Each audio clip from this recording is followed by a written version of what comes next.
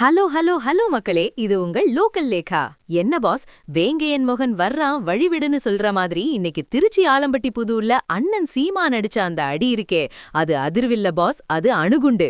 15 வருஷ தனிப்பயணம், 234 தொகுதியிலையும் படிச்ச பசங்க, நாங்க வெல்ல போறது வெறும் தேர்தலை இல்ல, தமிழனோட மானத்தன அண்ணன் முழங்குற அந்த ஸ்டைலே தனிதான் பாஸ். அண்ணன் பேச்சு கேட்டாலே உடம்புல ரத்தம் சூடேறுதுல. 1. திருச்சியில் நடைபெறும் பிரம்மாண்ட மாற்றத்தை விரும்பும் மக்களின் மாநாடு மேடையில் நாம் தமிழர் கட்சியின் ஒருங்கிணைப்பாளர் சீமான் காரைக்குடி தொகுதியில் போட்டியிடுவதாக அதிகாரப்பூர்வமாக அறிவித்துள்ளார். 2.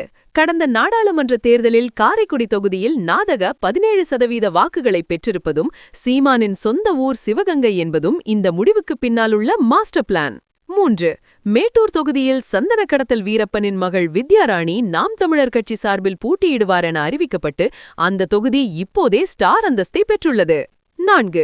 கொளத்தூரில் வழக்கறிஞர் சௌந்தரபாண்டியன் லூடர் சேத் மற்றும் எடப்பாடியில் பிரியதர்ஷினி என ஆளும் மற்றும் எதிர்க்கட்சி தலைவர்களின் கோட்டைகளிலேயே சீமான் வலுவான வேட்பாளர்களை களமிறக்கியுள்ளார். 5. 1000 விளக்கு தொகுதியில் இயக்குனர் மு. களஞ்சியம் மற்றும் ஆர்கே நகரில் வெண்ணிலா தாயுமானவன் ஆகியோர் போட்டியிடுகின்றனர். சென்னையின் முக்கிய தொகுதிகள் அனைத்திலும் தனித்து போட்டி முழக்கம் அனல் பறக்கிறது. 6. 234 தொகுதிகளிலும் சரிபாதி பெண்கள், அதாவது 117 பேர் வேட்பாளர்களாக அறிவிக்கப்பட்டு உலக அரசியலிலேயே முன்மாதிரியான ஒரு புரட்சியை சீமான் இன்று திருச்சியில் செய்து காட்டியுள்ளார். 7. இந்த தேர்தல் எங்களுக்கு வெறும் போட்டி அல்ல, இது ஒரு புதிய இன எழுச்சி என சீமான் ஆற்றிய உரை மாநாட்டு திடலில் கூடியிருந்த 10 லட்சத்திற்கும் அதிகமான தொண்டர்களை உற்சாகத்தில் ஆழ்த்தியுள்ளது. பாஸ், சீமான் அண்ணனோட இந்த முடிவு பாருங்க.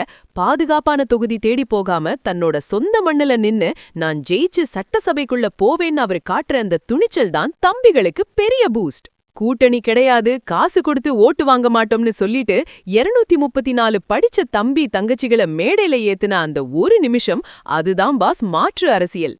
கண்ணா, அண்ணன் காரைக்குடிக்கு வர்றாரு, கூட்டைக்கு ரூட்டு போடுறாரு. திராவிட கட்சிகளுக்கு இப்பவே வேர்க்க ஆரம்பிச்சிருக்கும். காரைக்குடியில சீமான் செட்டிநாட் ஸ்பெஷல் வெற்றி பெறுவாரான்னு ஒரு பெரிய விசில் போட்டு வெயிட் பண்ணுவோம் boss. Seeman has finally chosen his battleground in Karaikudi, where his roots and the rising vote share suggest a historic clash that could redefine the 2026 assembly results boss.